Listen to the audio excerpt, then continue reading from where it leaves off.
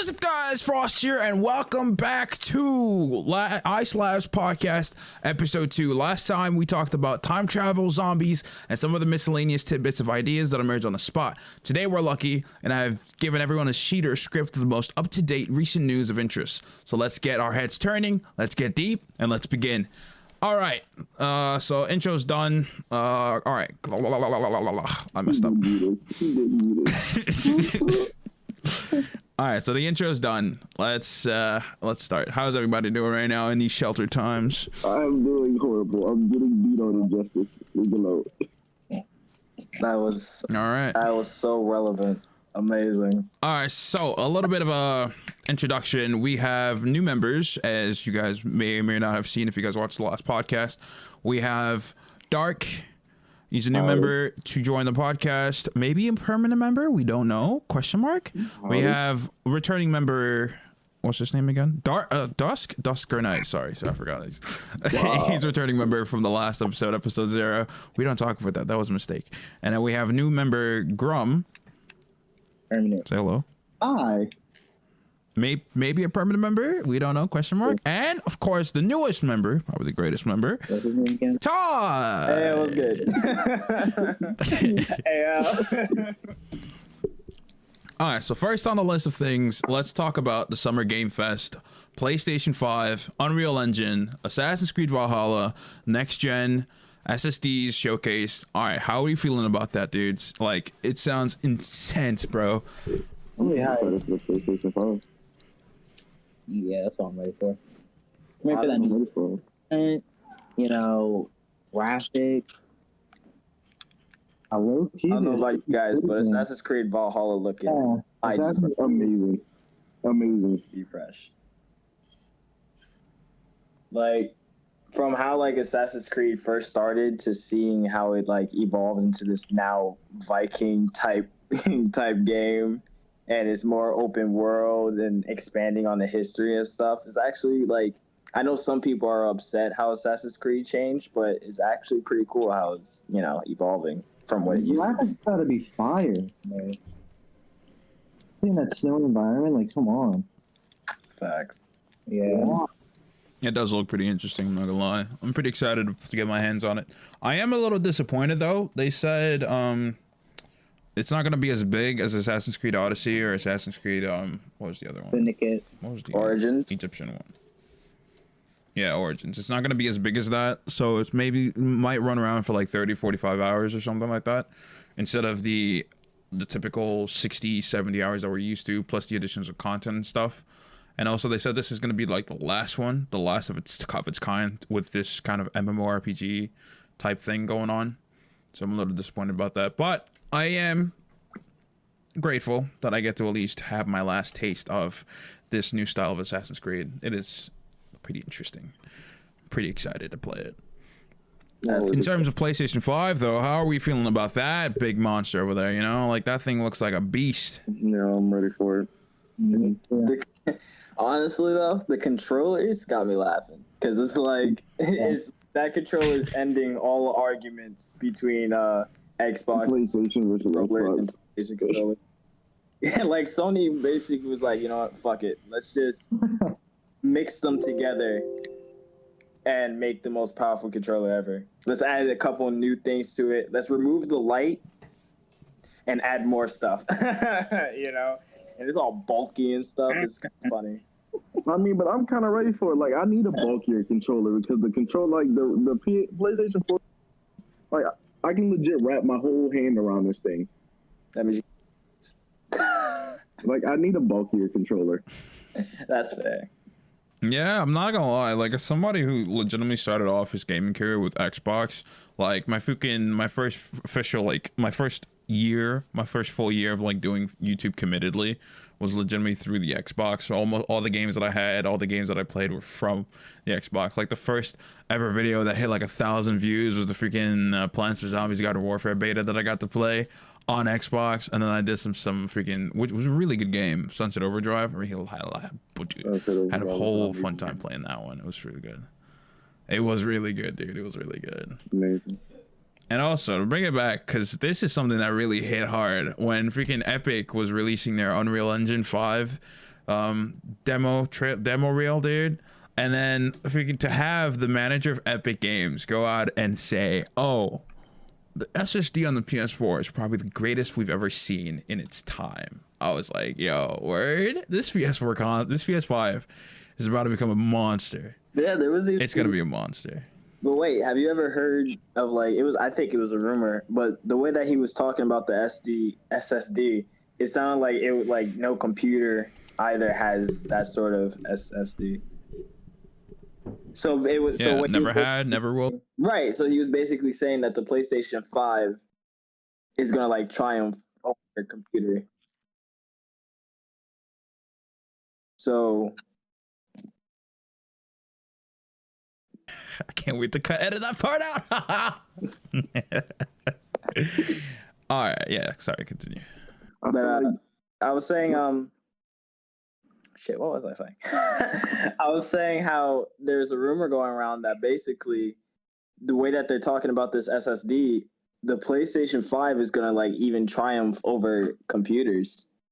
How do you feel about that? What do you think about that statement?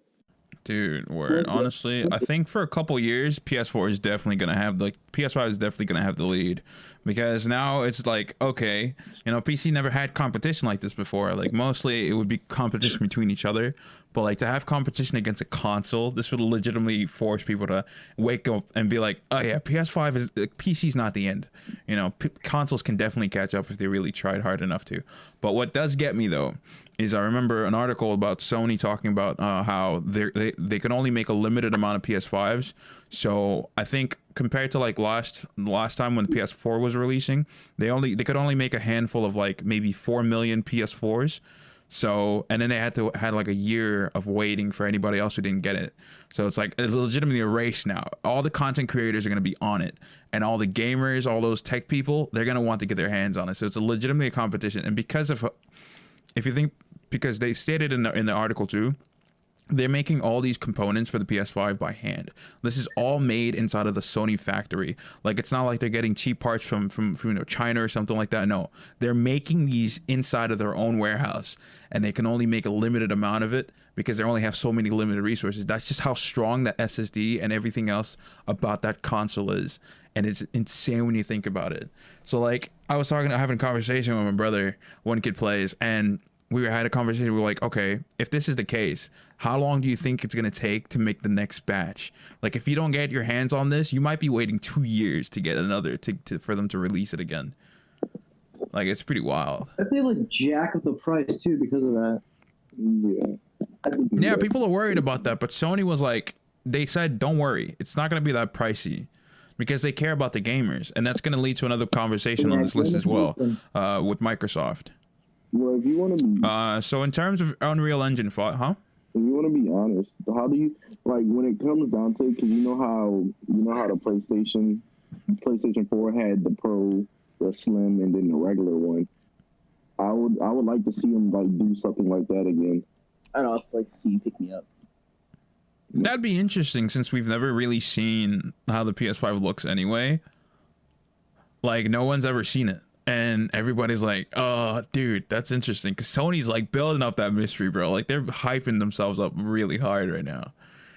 And in terms of Unreal Engine 5, which leads to our next topic, Unreal Engine 5, Epic really dropped the ball on that one. I'm not going to lie to you. They dropped the freaking ball on that one. Like I was watching a live stream by a person who uses like rendering programs and stuff like Blender and stuff a lot to make games, and he was talking about how Epic legitimately dropped the ball so hard that there won't be another program that can catch up to it in the next 10 years. So if any other game developer, any future game developer out there wants to make games, they're probably gonna have to get the Unreal 5, because there's just so much about it that it's so advanced that they don't even know how they made it. Like no one would know. No, you'd have to like take 10 years to just understand the science of the nanite programs, not to mention the whole lighting thing and the interactive environment that's almost alive because it has AI in it. Like cockroaches can react to what you do. freaking particle dust. Like when your character moves the hand, the particles are gonna move in a natural way. The water is gonna be natural. Like nobody asked for that, but they're going all the way, and it's like, what? Why? That would be amazing. And the biggest part, dude, and the biggest part of that too, is when you realize that Epic stated Unreal Engine 5 is going to be free. All the assets, everything about it is yours to take and use the way you want to. Huh? I said, yeah, I also agree. I like the updates. I've always been a graphics man, so I like when they make a game look real nice. Like Detroit, that looked like that was like so freaking crispy, like graphic wise and stuff. Yeah. There's a couple things I would like to see from like the PlayStation 5.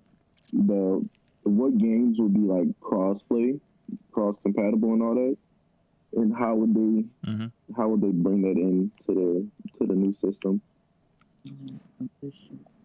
True. That would be pretty cool. Mark your calendars, everybody. Freaking in 2021, we don't know the date specifically, but we know the year. 2021. Oh, that's next year. Everyone's switching on Unreal Engine 5. It's gonna be insane. Is that like a whole game? No, it's a game development program. It helps. It has. That's the stuff that they use to make the games with. The reason they switched to like the Xbox looking controllers because they're about to kill Xbox. They might as well control those like it. Facts. I mean, some people have been saying that they've been doing it since 2013. So you know. All right, second on the list. This is for anime and manga fans out there. Funimation Con 2020, starting July 3rd to the 4th, the first ever virtual convention for all things anime and manga. And a little PSA to those out there who are interested in this. There might be rumors scurrying around that it might become a permanent thing. Virtual conventions might become a permanent thing because of the recent outbreaks, so people might be switching to that. So in the next couple years, you might be slapping on a full dive set, you know, going into your ideal self and exploring conventions without the risk of catching the con virus and smelling those things that we should not be smelling. And next on the list as well, Cyberpunk 2077, gameplay, new mature ratings, sexual organs, and how are we feeling about that, guys? Hell yeah. No, yeah. New game, so whatever. Honestly, I'm just glad to get my hands on the new game. What's up? my mistake. What I was saying was it's to be expected with the whole sexual organs thing. Where are sexual organs? Where? So basically, what they were. So basically, okay. You go. No, go ahead. You had the floor. You have the floor. I was gonna say, apparently, what they're saying is like you can edit your genitalia for like males and females. So it's like. No, I mean, not females. I mean, like you know, just the sexual organs aspects of man and woman. So, and I was just saying that it's to be expected. Isn't that like Saints Row though?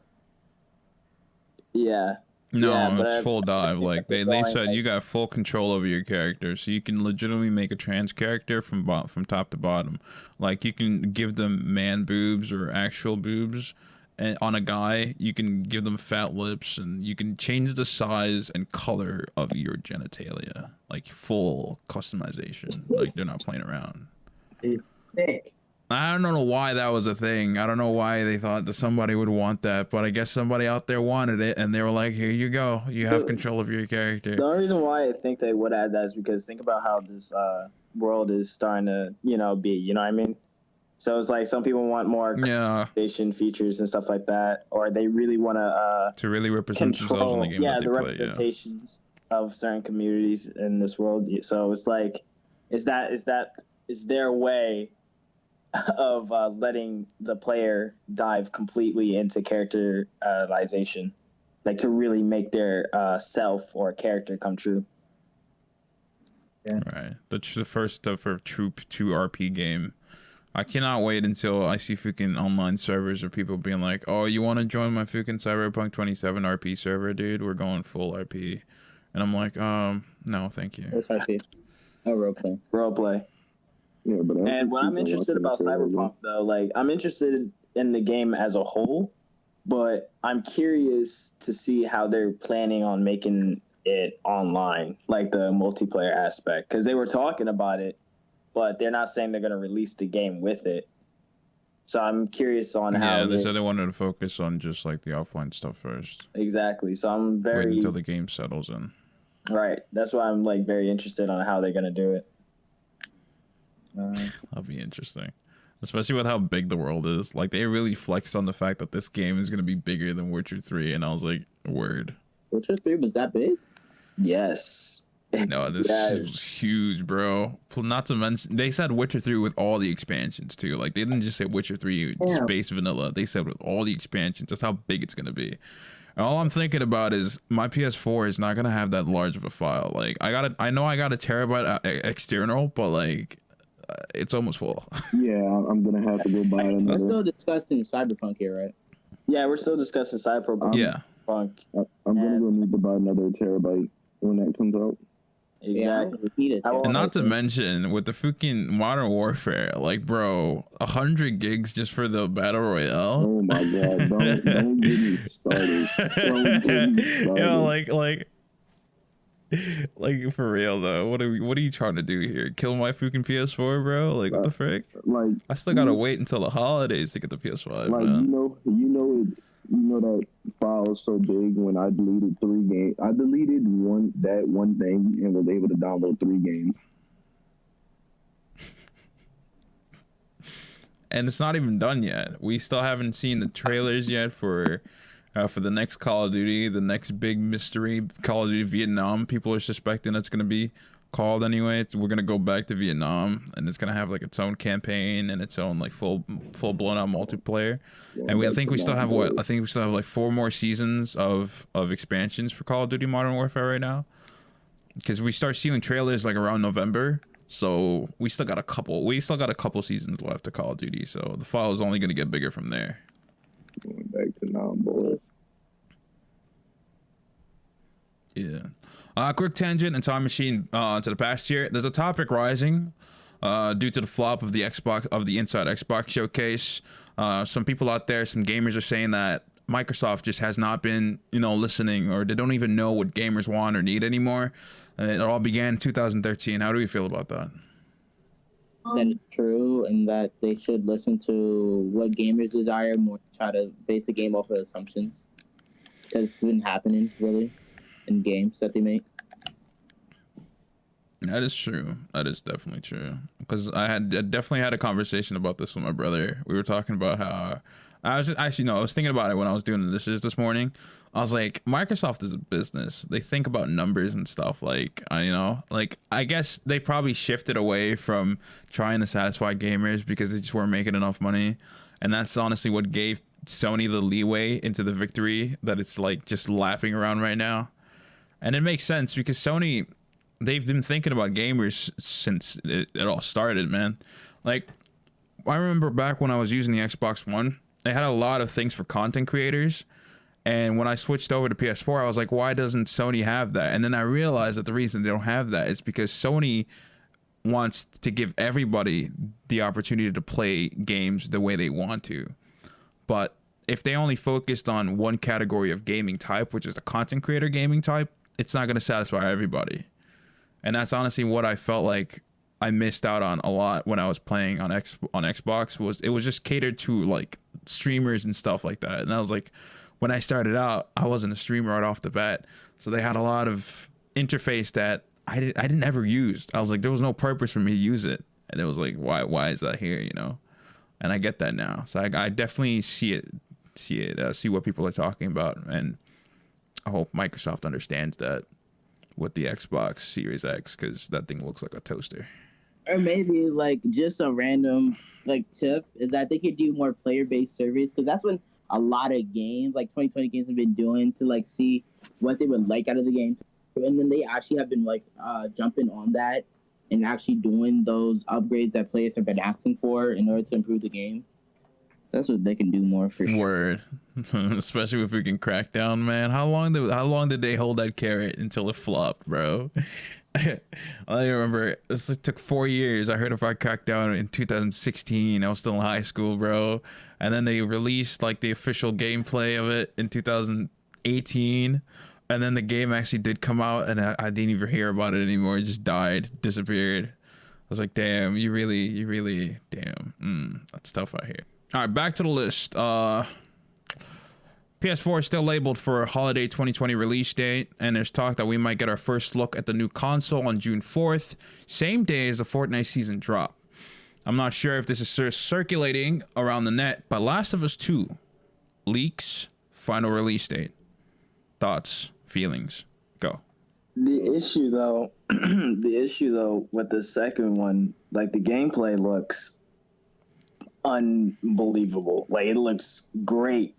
But from the leaks of the storyline, it just sounds like they're pushing an agenda. And like that's nice and all, but it's like, bruh, this is a game. People play games to like, you know, escape the reality and the hardships of some stuff. So it's like pushing the agenda on a really popular game. Like when it first came out, I didn't care for it, but I always heard about it like all the time. So now they're kind of like, so now Naughty Dog is kind of like using the second one as like to push an agenda and like that, like we support, you know, but that's not really why people love the first game. So it's like, it's a little bit, you know, it's a little bit difficult for some people to be like, oh, I'm still on board. Like some people, I heard some people were like even trying to like pre-order and shit like that. Like it's bad. It's like there is a divide in the community for it.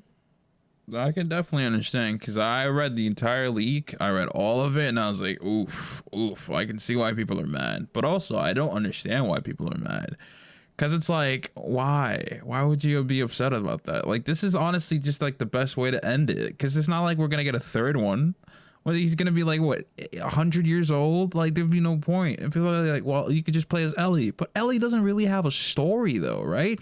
Because, like, the reason we connected with the first character, right? We connected with him through loss.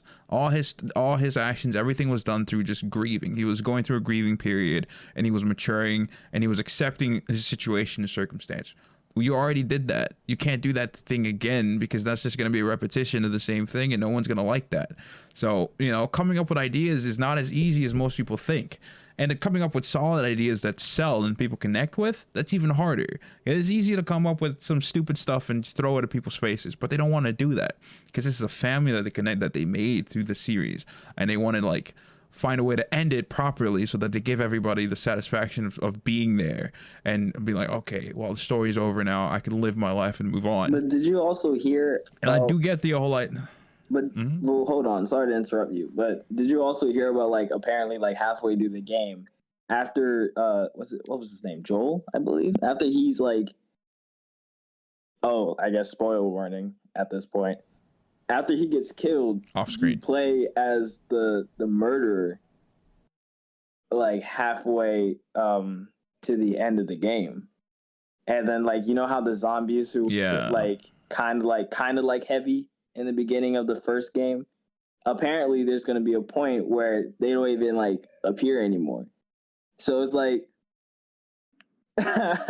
what could you say? What would you say for people who's like upset about those things?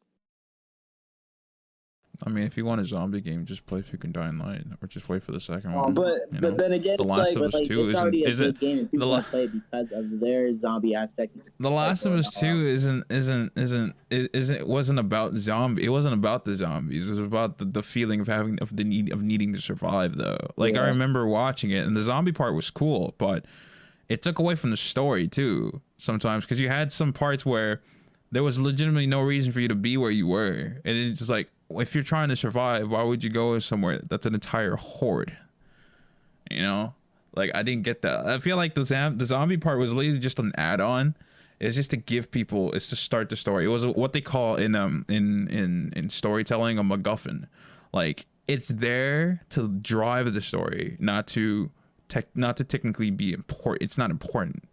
You know, it's like Mario. It's like the Mario storyline. Peach is there as the MacGuffin. She drives the plot, but she's not technically necessary.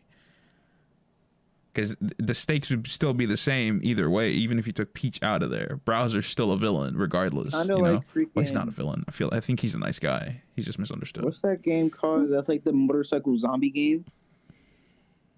What's the game called? I have no idea. Yeah, well, that game is actually like also like you gotta understand like a really big part of that freaking plot is one, getting his girlfriend, and then two, just freaking riding the motorcycle the whole time. Yeah, like.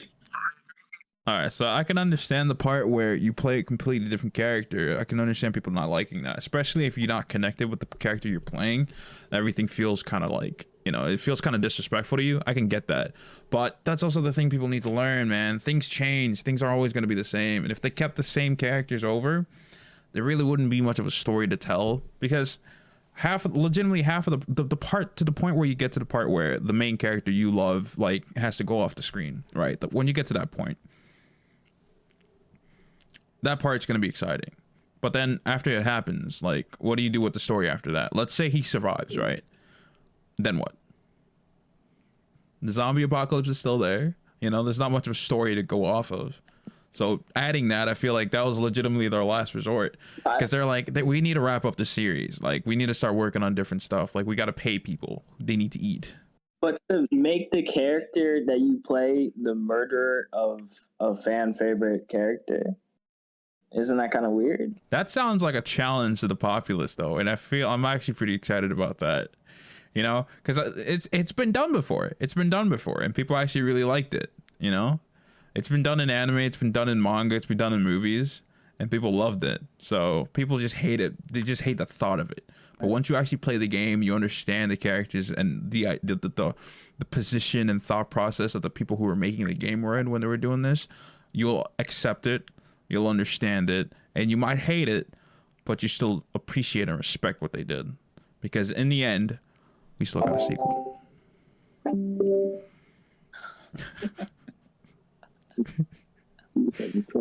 no, that's too skinny. And honestly, in the end of the day, that's honestly all that matters. We got a sequel, because No Game No Life still ain't getting a sequel, so, you know, complain all you want. Here's a quick send-off of honorable mentions. May 14th, Epic drops the ball on that freaking good live-action stream. GTA 5 is free until GTA 5 is free on the Epic Store until May 21st. Lego Ninjago is free until May 21st on PS4, Xbox, Switch, and any other platforms. Paper Mario revealed for Nintendo Switch, dropping July 17th. The reveal stream for Paper Mario, anyway. Apple bought Next VR, so Apple's going to start making VR content. That's interesting. No new Titanfall in development, said by Respawn. They're not planning on it. They're not working on it, and it's not coming. Stop dreaming about it. Astronomer said that the black hole companion stars can now be seen on a clear night sky. The black hole is getting close. A bunch of new stars, a bunch of new seasons, anime delays. Check the full list on Crunchyroll. We're sad to hear about it, but it's the fate of all things. The virus is putting manga artists in an unfavorable position, especially Oda, One Piece creator. He's now new chapters of One Piece will only be dropping once a month rather than 3 times a week, rather than every 3 weeks. It is very tragic. AMC Movies banning Universal Studio movies from showing in their theaters. That's insane. Now you will never be able to watch any Universal Movie Studios movies in their theaters. That's interesting. Apex Season 5, Good and Bad, New Legend, Loba.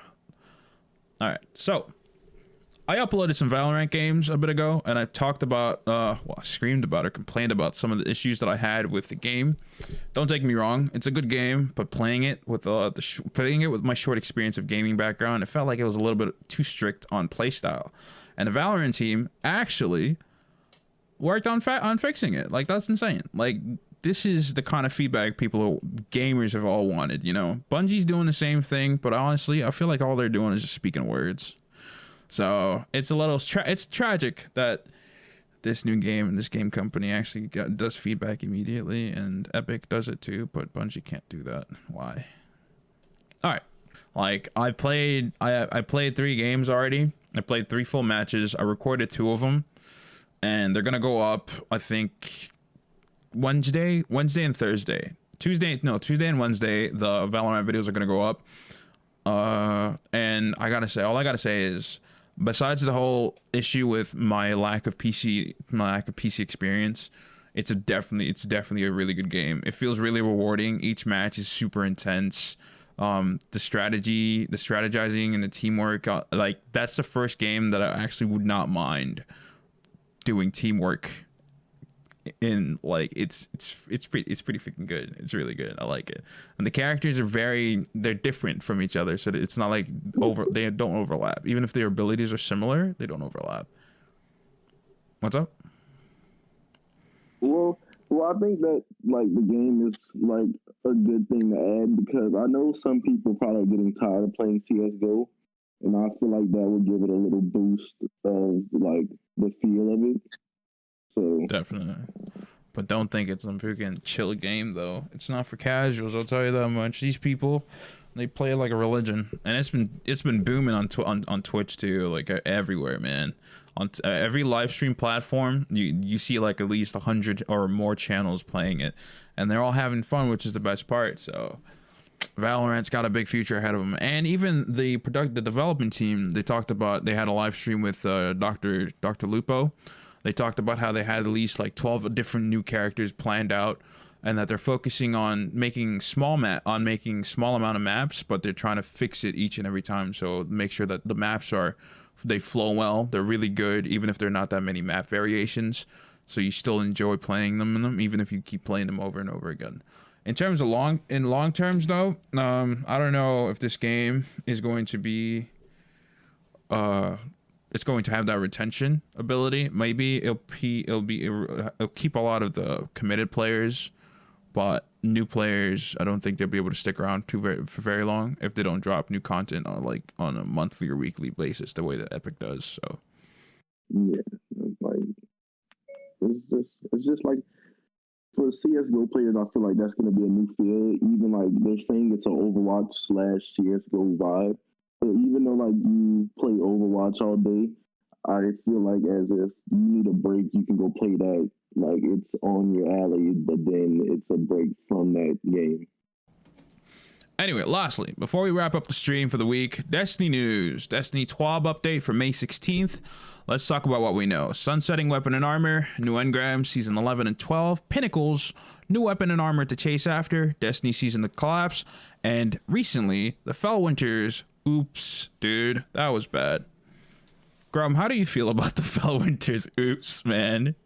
Oh my god! Yeah, he woke up early in the morning, just like ready to do it, and I seen the chat because I was reading, and I think he was like, "Oh yeah, I forgot to tell you his bug thing with that emoji." Thanks, guys. Like in my mind, I'm like, he has to be mad, Bro, I know he was upset. I got a little nervous because I was looking up like tutorials, like I was gonna get like ahead of like the next step, but then the dude was like, it's bugged, and I was like, maybe just for him. So I go and do it, and I get to that part, I'm like, yo, what's going on? I like just sat there for like a solid 30 minutes just staring at my screen, the moon, looking at dumb Eris's face. Ugh, bad. Apparently, I saw on Twitter somebody found a way to glitch through it though. They were gonna post a video up soon, dude. I've been checking his channel out until he uploads that video. Sadly, it's got to be that one YouTuber who doesn't upload, who only uploads like once a month. So this is gonna be like the first video he uploads in a month. I was like, damn it, why do you have to be the inconsistent guy? I'm supposed to be the inconsistent guy. Damn it, he took my job. But yeah, that Fellwinter's quest, man. 400 kills, going through that. I feel bad for everybody who legitimately went in Crucible expecting to get the shotgun so they'd never have to play Crucible again. Like, it was awful. 400 kills with the shotgun. And we still have to do the Seraph Tower part too, which is interesting to me. So I'm a little disappointed, but hey, what can you do? Not fair. I quit at 29%. You quit because you're not a PvP player. I quit. No, I just quit at 20. That's like, I literally had a master of my dead man walking to get through it. It was a no, I refuse. I'm not doing it. I'd rather go. Like, I was farming for an hour and something last night, and I'd rather go do that 3 times over than to go for that shotgun. Yeah, but the thing is though, on Crucible, I'm not trying to get more people to play Crucible with shotguns though, but you know, I gotta help out the community any way I can. The truth is, numbers are changed. So in Crucible, you don't need 400 kills. You need maybe around 150, 200, because 3 kills counts as 2%.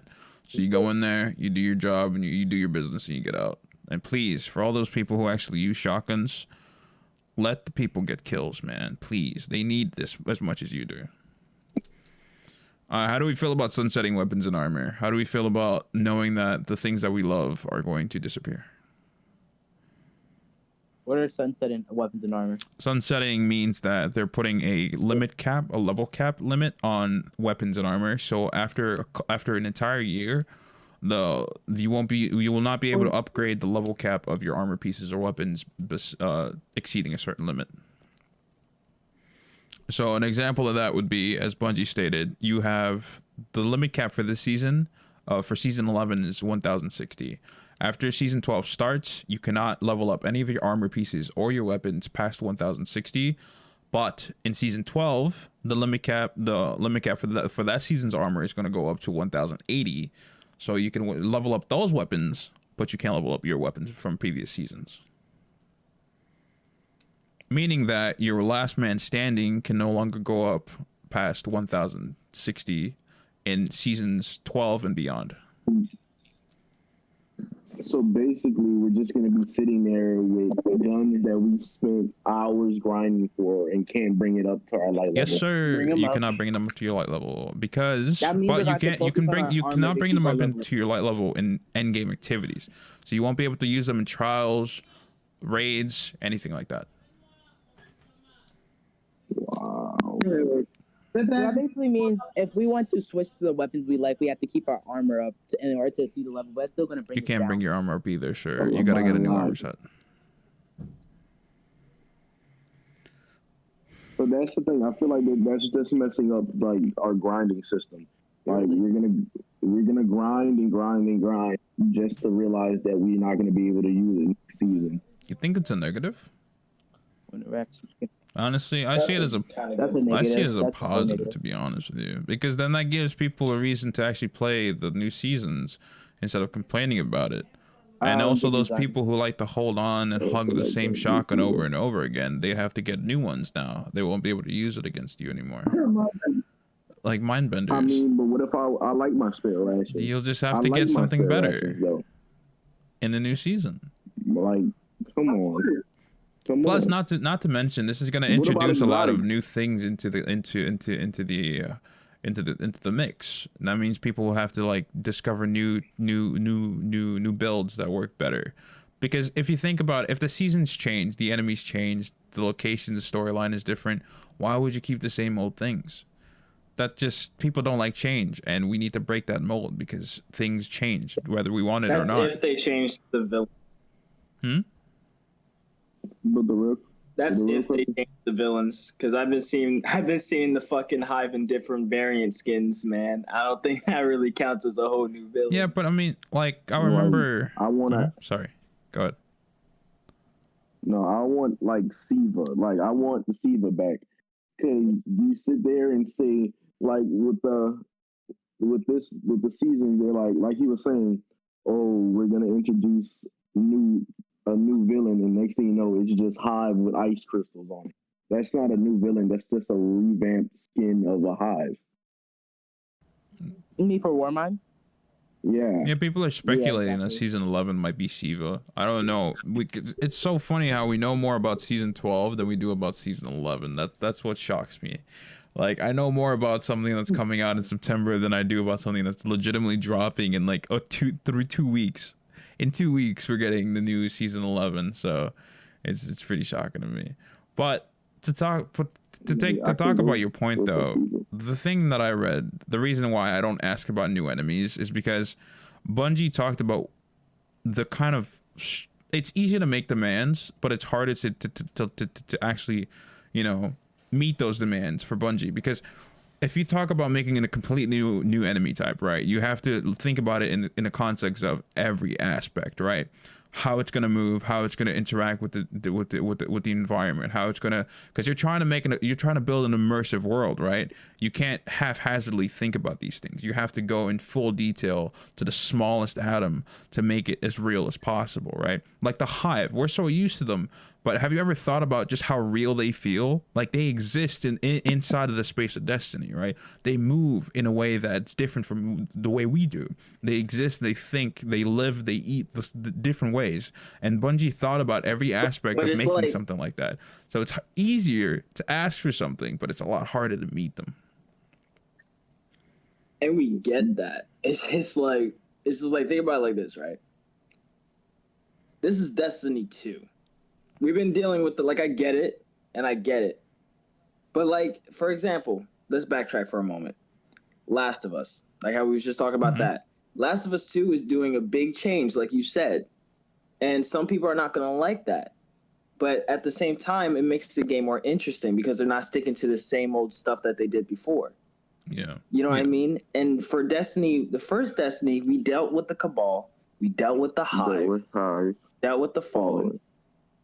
And now we're in Destiny 2, and when we go into Destiny 2, our first enemy was just it was just a Cabal, but stronger. Like with a new name. I mean? That's honestly, just but for that, because I thought name. about that too, but that's not even Bungie's fault at that point. They never had any intentions of stopping Destiny 1 in the first place. The people who wanted to stop Destiny 1 was actually Activision. They wanted to stop it. Bungie wanted to just build upon it. So in fact, we would have had all these new abilities in D1, so nobody would ever complain about something like that. Because I remember I legitimately watched a video that talked about it. They were saying, in terms of how content would be broken down if Activision was still in control, it would be this would be the last expansion that we would ever get for this season, and then we'd have to wait until Destiny 3 to have the season of the collapse. That's how it was gonna be, and then we would have another, and then we would have at least 3 years, and then we'd have another Destiny, and then we'd have a Destiny 4. This is legitimately how it would have been broken down if Activision was in control. So, in fact, it would have been. But yeah, if you wanna. But if you wanna make it to that, the pyramid, the flying pyramids that are coming, that are gonna be coming. So. We have a bigger chance of it being an enemy that we already know about than it being a new enemy, but they've just been in hiding. The thing, I don't know. That's why it's interesting, this new season, because introducing an entire that's why I'm saying, like, right now we're asking about new enemies, but like, have you ever like thought about how just think about the entire idea of a new enemy type? It would just like change everything, and it would make you feel very uncomfortable with it, with the state of how it would be. Because having a new enemy type after not seeing an enemy type for how long, like how long has Destiny been a game? 8 years almost at this point. That would be interesting. that would be fun. But I'm thinking about it right now, and I'm like, freaking, I feel mad uncomfortable. I'm like, I'm not used to this. I don't want this. But at the same time, it would be awesome. There goes the change argument. Yeah, that's why it's such a. That's like saying people were uncomfortable with Siva. That's why it's such a weird conversation, man. And I'm like, oh, Mike just threw up on itself. I heard a freaking puke and explode, bro. It's insane. But that's why it's such a weird conversation. Like, I feel so uneasy. Like, I don't want it, but at the same time, I would accept it. But me and you had this conversation before. Because it was you who brought up the point. Like, imagine a new enemy appeared, right? Think about how the Hive would react. Exactly. To it. Think about how the Fallen would react to it. Think about how the Ball react. Like, that is interesting. Exactly, would they dude. Team up? Exactly. Would they fight? Would they be cool with certain? Like, that is super cool. Oh, like the freaking Hive that's been hiding in the moon for like I don't know how long. Yeah, like that would be like such a cool new enemy. Like, oh, or maybe it could be like freaking Fallen. Like that could be their new leader or something. But and then that's the other thing, because it's like, you introduced this concept, these pyramids, right? And then the way that they ended, what was the season that I left? What was the season that I left? The moon one. What was that called again? Shadowkeep. Undying. Undying, right? When What the fuck is going on? Whose mic is trying to kill me? That sounds a lot like Dusk's mic right now, because he's the one vibing the most. My ears bleeding. Turning mad green. My ears bleeding. That's Grum. That one was Grum. I heard that. I saw the light. I muted mine. All right, My so I ears was saying, bleeding. like, remember how that ended when like we saw ourselves and it was talking to us like that? Like that was mad interesting, and we're waiting for the hype, and then imagine they release the enemy, and it's just falling, That'd be hilarious. but with a different That'd be skin. hilarious. It's bad. No, because I would like the pyramids to actually be Siva. If you want, like, No, that's what I season believe 11 is for for. Siva to People are come back to life. speculating that You for want- season 11 because it would make more sense that way, since it's going to continue the Rasputin storyline. Because if you remember when we were getting the Felwinter shotgun, it was talking about how Siva was actually made by Rasputin. How It was Rasputin set him up. he set him up like that. Yeah. So it would make more sense for season 11 to deal with that, and then that way that would lead into the Titan exploding, and then the Triangle people come in. So that way it would be easier to accept the fact that Siva is already here, and then accept the new enemies that are going to fight against Siva, or at least fight with them. I don't know how it's going to be. But then if we would, Oh wait, hold up, pause. but then you have to. But then they say they were gonna make a new raid in season 12. Yeah, that's going to be around the Triangle ship. Huh? Let's think about that. Imagine we getting like, because we have Scorn, we have all that good stuff, but imagine them bringing back a Siva raid. Yeah. No, But that's the thing though. See, some people like, because I'm gonna be honest, Dark. You're the first person I ever heard talk about Siva in a long time. I love the Siva. Like, listen, like, but that's the thing that like, that's another thing about that Destiny that I have to like be a little bit easy on. They can't please everyone. Because to me, if they brought back Siva, I would never come back. I would officially just For what? because I was talking to something. And I remember after I left, I was like, tell me when to get back, right? And then he told me to get back, and I saw the Titan, the Greek Titan return, and I thought that was kind of cool. And then this new DLC where we have to fight the Red Cabal again because they shot the navigation system and stuff, and it's coming crashing to us or whatever. I thought that was stupid as fuck. like personally for me, I was like, yo, didn't we just beat y'all earlier? Why It's their final stance. Like this is their last hope of defeating us. Right. And, but I know, but it's just but that's my point when it comes to like you just can't please everyone, because there's some people who finally want something new, and then there's some people who's like, well, yes, sure, it may seem repetitive, but there's consequences to the repetitiveness. And then I would have to ask you, are you sure there are consequences? Because, for example, even though, like, the AI is, like, pretty cool with, like sometimes we'd be seeing wars against, like Hive, and, I mean, not Hive, Fallen against Cabal and stuff like that, and that's cool and all. But let's think about the real, interactions and consequences. For example, when Forsaken ended, right? The Vanguard is broken. Zavala has an issue with us taking revenge, and Ikora and Zavala are not cool anymore, but they're kind of cool. It's like it's shaky, but she's cool with us. Like we don't see any of those consequences anymore. Like there's no there's life, and at the same time there's no life. Like that's another reason why I can't stick with Destiny, because you can ask something. I love the lore of Destiny. Like I'm a big fan of it. But the fact that I have to go watch videos and I have to go read, I have to find some type of Easter egg to unlock this and start reading this, it just gets aggy. Like I wish I could have seen that or be more spoken about, or really see the issues in the Vanguard. You know what I mean? Like I want to give Destiny credit because for example, it's a surprise that they're still alive at this point, because there was a lot of issues in the past and they're still trying to work beyond it. Activision did mess with them and they're still prospering, but then it's just the little stuff the consequences among the Guardians that we just don't see, and it bothers me. You Well, but all right, imagine Siva coming back now. know? Say- it would make like everything in a new perspective. So let's say Siva comes back, then you have Lord Saladin.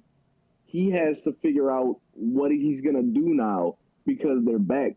But then you also have Saint 14, who probably never even seen Siva, and how is he gonna react to it?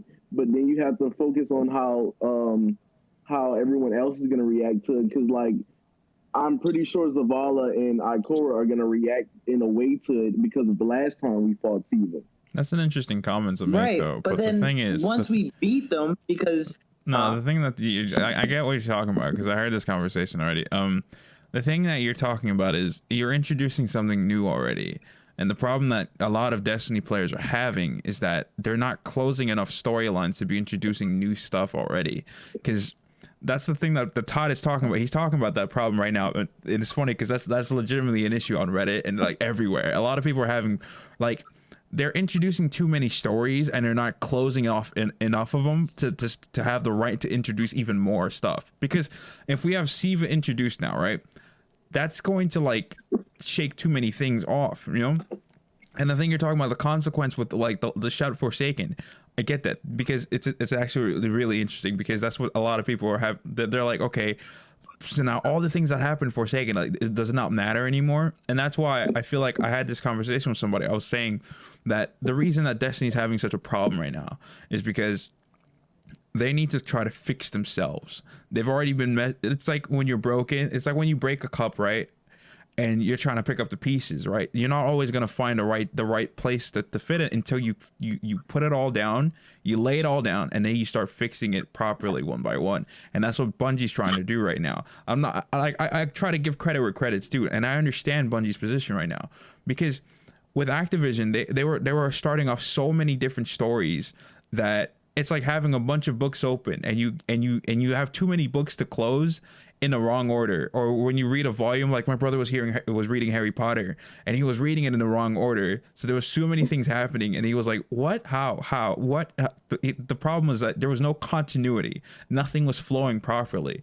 And that's what Bungie has to do. They have to lay down all their assets and it's going to come out discombobulated. But the way to fix it is by having certain things that tie into each event to the point that they can finally get themselves back on track and really organize the story. So from starting all the way back to Taken King with Crota and everything, they have to try to find a way to lead that back into the story so that it makes sense. Like, and then there was a little bit of asset found from season 11. Apparently the ghost is coming back, and the way it ties into the story is the ghost is spoilers Anna Bray's mom. Who? Shocking, right? I know. Jaws dropped. It's insane. And that's what Bungie needs to do. They need to find a way to tie everything back. And they have so much to work with, and I'm pretty sure that's why they're stressing out so much, because now it's a battle to try to find a balance between how much old content and new content can you use until you have a good enough story. And that's probably why they went in with this RPG route, because this allows them to now take all their assets from D1 and throw it into D2 and then start working on new stuff. So tie in all the stories to the point that it starts to make sense. But in order for you to do that, you have to waste all your assets. It's like you have a bunch of random ammo for different guns and you only have one gun to shoot it out of. The best way to do it is empty out all of it. Throw away all the bullets until you can finally collect the proper ones and put them in order.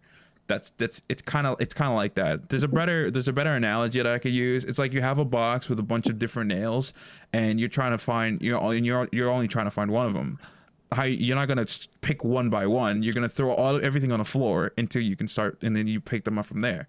Like, you need to be able to see what you're doing before you know what you're doing, and that's the battle Bungie has, because they have like 8 years worth of lore, 8 years worth of stories, 8 years worth of content, and now they're like, okay, we got to throw them out in order, but we can't because we already ruined the game because we made a new one. it would have been easier for Bungie to build off of D1 instead of making a different game, because now they have so much new stuff based on that Activision threw on their shoulders, and it's like you can't there's no way to properly do it. You're gonna mess up a lot before you finally get a good enough game. And that's probably why Luke Smith was talking about year 5, year 6, year 7, because that's how long it's going to take for them to finally organize their stories and make it make sense. That's the only way. They got to throw out all that they have and empty themselves out and start fresh. That's the only way they can do it. So it's gonna be a rough time in Destiny. I'm gonna tell you that much. And I feel like hopefully the Triangle people is Bungie's way of really tying the story back into the whole darkness thing and bring Oryx back into the mix and stuff like that to start finally getting that organization back.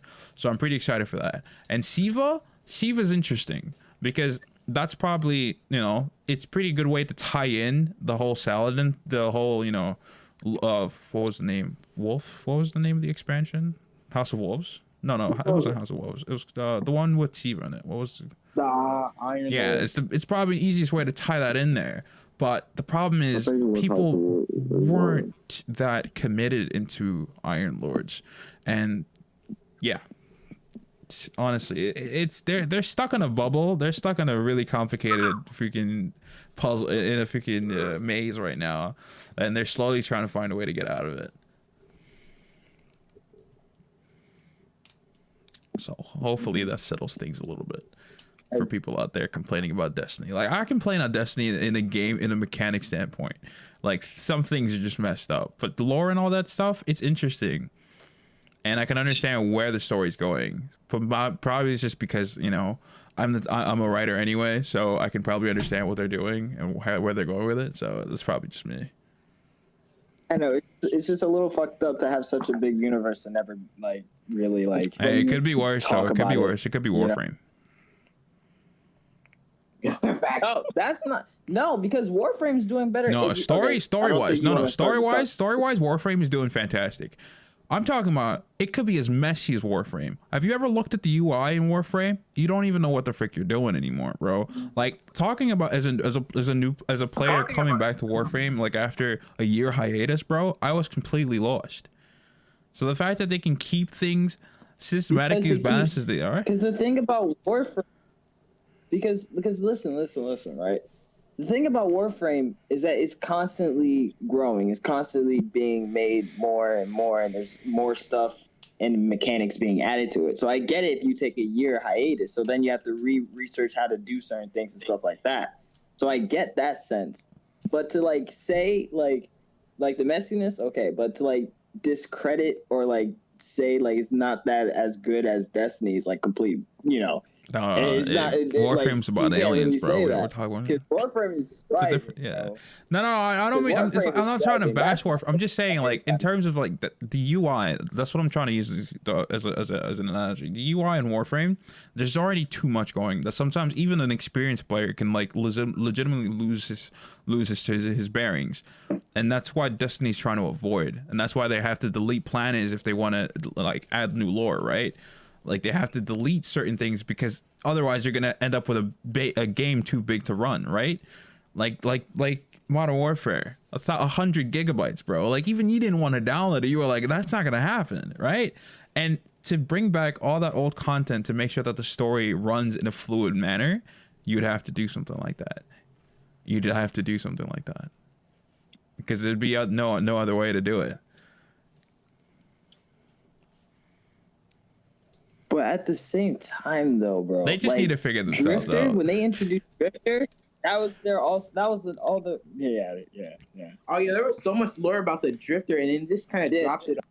There was a lot. With Drifter, they had a chance with Drifter because when that whole pick a side deal came up, that was dope.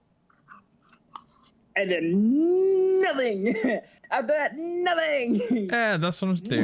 Bungie just they just need to figure out what the frick they're doing, and then figure out which stories are important to continue, and then which stories are just not important. Bro, figure yourself out, bro.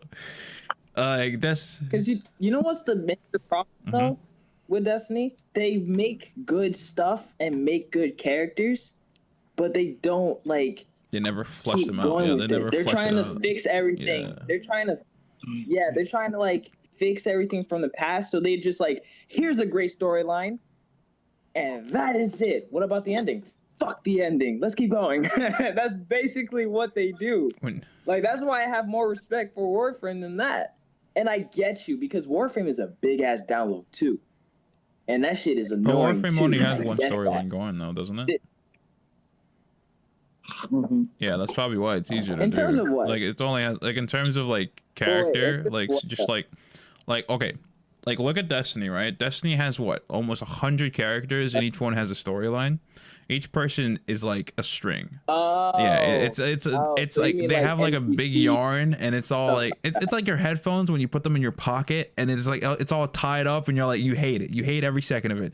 But at some point when you finally do unravel it, you like it. You're like, oh, this is good. Finally, you're happy with it. Right. Warframe, on the other hand, they have like a handful, like a little bit of Destiny- storyline, so it's easier to follow that. It's like your AirPods. So Warframe is AirPods, and fucking Destiny are earphones with strings. That's the difference between both of them. That's why Warframe works the way it does, if they can fix the UI, and Destiny doesn't, because they just have oh my god. They just have so much going I knew on. it was gonna come at one point in That time. it's dude, all I'm saying is, man, Bungie, I know they know what the problem is. I hope they know. At least I hope they know, because we can talk about this all day. Like, legitimately, this has been the longest subject and topic we've actually talked about, and I'm pretty sure you guys are finally a little bit more relaxed now, right? Because I know you're all tensed up when I started recording. I could hear it in your voices. You're all tensed up, it's right, for no reason. And we could talk about it all day, and honestly, at the end of the day, it's Bungie. Bungie needs to figure what they're doing out, and I feel like they need to talk more to people so they understand where Bungie's mentality is at the moment, what they think is priority, and that way people will understand and know that, okay, it's gonna get better. It's gonna get better. Bungie knows what they're doing. They have plans, and they're big plans. And they will fix the game, and it will at some point become a game that we can be proud of and not hate so much. That's all they need to do. They just need to talk to people more. Tell everybody, okay, this is what we're seeing as our priority. This is how we know that the old story still exists. We still have the lore. We still have the assets. We have everything. So you will get your ending. That's what we want to hear from Bungie. You will get an ending. It is okay. You will be fine. We know what we're doing. We'll figure this out. We'll give you the game that you guys deserve. You guys have supported us for almost 8 years now. We got you. That's what we want to hear. All right, Bungie? If one of you guys actually ends up watching the stream, that's what we want to hear. Thanks. We don't want to hear, no.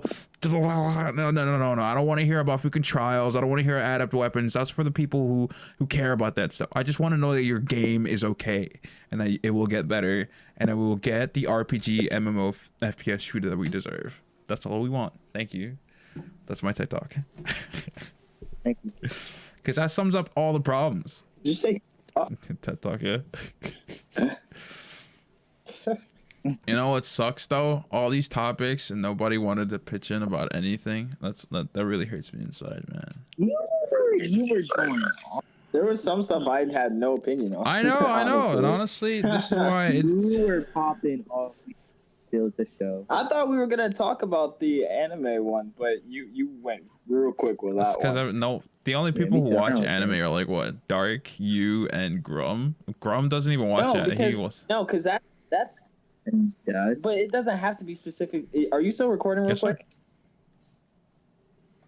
All right, let's start this then. Here's my issue with that sense. The what? It's a convention. The right? Anime Funimation The 2020. convention situation. It's a convention, and the thing about conventions is that sometimes they're influenced by other conventions. So, and when it comes to business, if one business sees that another business is succeeding in a certain way, then they're gonna copy it, and then someone else is gonna copy it, and someone else is gonna copy it, and they're gonna be making money, and it's great and all. But here's my issue with it. Say Comic-Con, Mm-hmm. right? Let's say Comic-Con witnesses this virtual convention, and then they're like, you know what? I like it. I'm gonna do it. no, like no, that kind of ruins it. It kind of ruins it, you know, for the cosplayers, for example. Yeah, definitely. You know what I mean? It's a whole different experience being there physically yourself and like showing people like what you made and you know showing how you express the character and then seeing other people in that same you know with that same character on and you take pictures, make new friends and stuff like that. In virtual sense, is basically VR chat. Oh, I see you wearing the same skin as me. That's dope. Okay, see But you. that's where it's You're a girl? Oh, a guy. Okay. well. That's where it's good though. Yeah, like It's good because there are restrictions. Like Comic-Con could try to do a virtual convention, but it will never happen because one, Comic-Con is built from sponsors, and you can't get a sponsor virtually. Like Coca-Cola puts commercials out anyway, and then also Comic-Con also makes their money. Like the people who go to Comic-Con stands and have the stalls there, they make their money physically, and if they wanted to make virtual stuff, they would have already done it, and I'm pretty sure they already do. Like Comic-Con is almost tradition at this point, so it will never change in terms of where it's going, physical or virtual.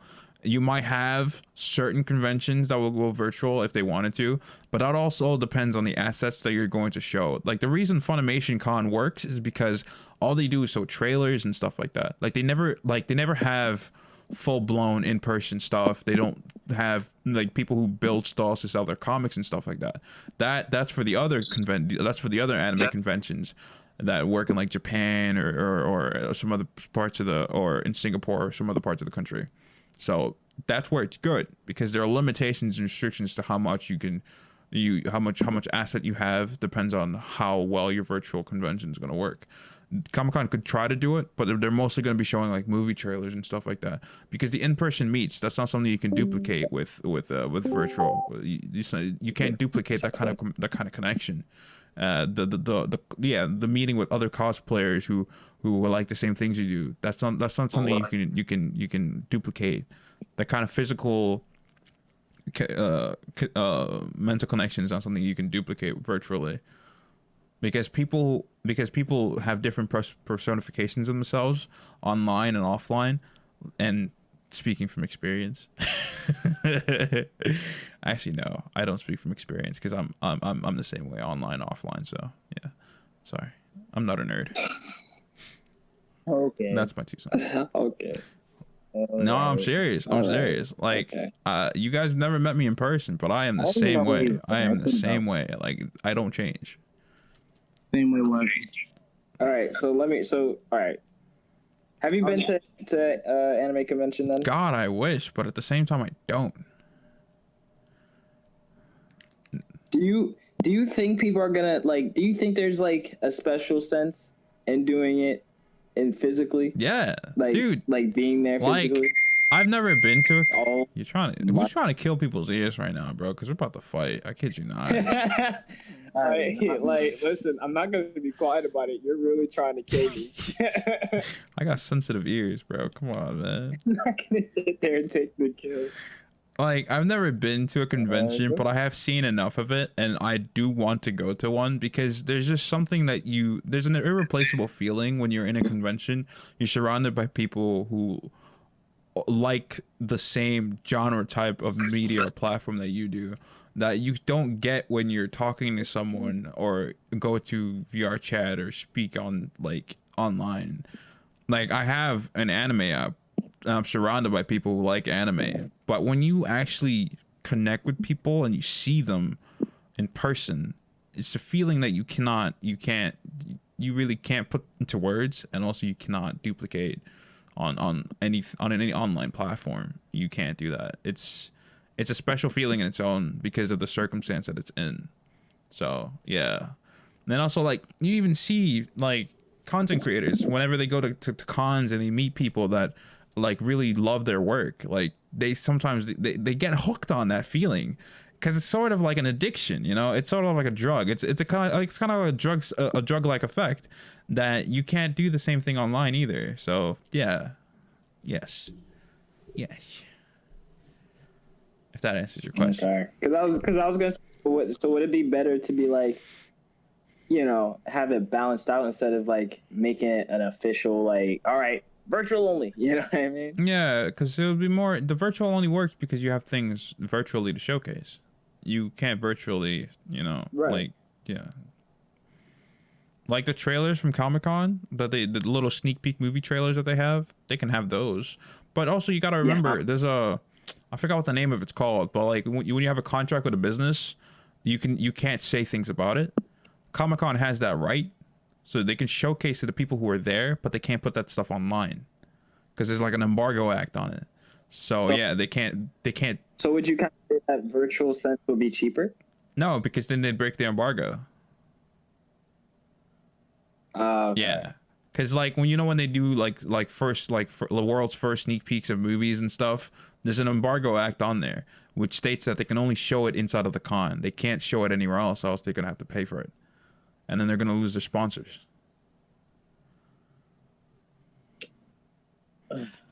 Yeah.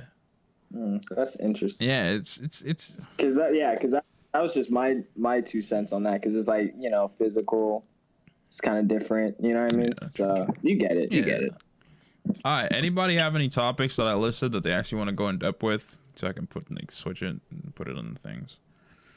I'm pretty sure half of you guys are dead, so y'all suck. I just want y'all to know that. You talked about you were killing it. Like we didn't steal the show from My you. dude, if I wanted to make a podcast where I'm the only one who talked, I would have done it years ago. And I already do that. I do that in my videos too. So I wanted to jump back into. That's true. It's called commentary. exactly. Yeah, Even though I I don't want to like jump doing back it because it into makes me actually mad tired listening. afterwards. Like what?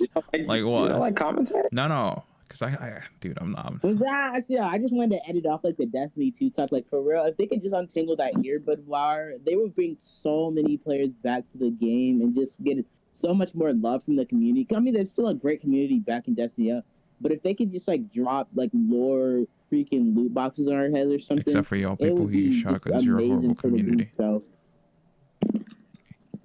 Yeah. You freaking Like I titans felt with which is like anti-swords it's on. pretty cool. Like yeah, it was nice to like unite the community over. Like I mean like the first part was actually community thing. Like but felt which is live by itself is just like If you use a Titan, you're trash. Exactly. If you use a Titan with anti-swords, you're trash. If you use a warlock, with any of your abilities, you're trash. If you use a hunter with stompies, you're trash. If you play this game, you're trash. If you enjoy the game, you're garbage. If you enjoy any game, you're garbage. Alright, so I'm Grum, kinda winning you this haven't fight, talked though. at all, man. Like, how are people gonna remember who you are, bro? I'm sorry. I was getting into play villain. Like come a survival game, so This is why this is why we don't play video games when we podcast, because then people like lose their train of thought and they don't like talk. I literally have my game paused for like an hour now. I forgot that I can't play Odyssey if it's not fully downloaded, so I've just been staring at my phone. just waiting for an opening Y'all to talk. suck, bro. Damn. I've been watching. We were I talking, can tell. We were killing I it. was arguing with Yeah, you worked well, Todd. I'm pretty sure I've been people watching. will remember you. Todd. That was Todd, by the way, who was speaking. Yeah, Todd. Wow, you're pulling that. I've been watching anime, so Imagine another Dark nerd saying like he smoked a Todd. blunt, started Wow. doing research, never had like 50 cents to put in. Like, damn, I understand, Dark. All that work, all that effort. I put in like. you leave me alone. So Alright. You never know. I could have smoked another blunt before we started this. You never know. You was taking forever. Ain't word, bro. I had to go take a shower. I forget that he gets aggressive. He does get very aggressive when he gets tired. I put in like $3 into this. I don't. Nah, remember bro. it, to be Todd honest. put in like $500 into this. Grum put in like 20 cents. You put in like You were $1. only talking to him about this. No, it's just I got aggressive, and then I realized, let me play devil's advocate. Because I'm not Especially a with the last nerd of- like Todd and actually had good opinions. But you're Bitch! opinions that was That's It's not- called being that's a not- bad guy. You do it all the time. It's not that I mean- hard. I mean, I put my input in of the things that I wanted to put it in. So That's All right, so you know what? Episode 3, y'all send me stuff you want me to do to put as topics so you guys can talk. You guys are having the floor in episode 3. I'm gonna put in like I'll put in like $1. You guys are gonna put in 50. If no one puts in 50, I'm unfriending all of you on PS4. I put it at three. Like I put it I'm friendly with Doug's like Bro, unfriend me. Oh, we could do a play. Did I tell you how I can do my musical? We could do that. I'm good with plays. All right, so send it in the podcast chat. Send it to me. It's your topics things that interest you, so you just want to talk about, so you guys can have the floor for episode 3. Because people hear my voice every day anyway, and then we're gonna stream after this anyway, so you know they're gonna hear my voice again. Are we actually? Where are we going to? I don't know. What do you guys want to play? We're going to Dying Light Division 2. I can't play jack and shit. I'm gonna go back to downloading my shit, move it back to the living room. So Todd's out. That sucks. Division 2. Do I even want to play today, bro? Do I even want to play today? Actually, I'm not annoyed. I'm not annoyed. I don't want to play. That's the thing. Do we even want to finish this day off? Like, Plus, I got homework to do. Hey, word, bro. I might actually go to sleep. Division 2. I'm gonna watch the freaking Legend of the Genius who Descended into Darkness and then go to sleep. I'm gonna eat my pizza and sleep. How do we kill Tahir if our weapon breaks? Well, overall though, this was a nice podcast. I liked it. Yeah, it was a good first try of having an actual organized thing, even though nobody talked except for Todd. That sucks anyway. Oh my god! wow. Okay. You know what? Wow. Oh, by the way, Dark. Did you hear did you see the message I sent you? I got the Chronosaurus checkpoint for you, bro. So you can get your Terrapin. Yeah, I did see that. All right, cool. Anyway, that'll do it for this Ice Lab Studio podcast. Smash that like button if you guys definitely want to see more. Hit us up on our socials. I'll put it in the description. Subscribe to the Breakfast Project channel to be part of the community. Something bigger, something better, something more beautiful. I'll catch you guys next one. Crossed out. Peace.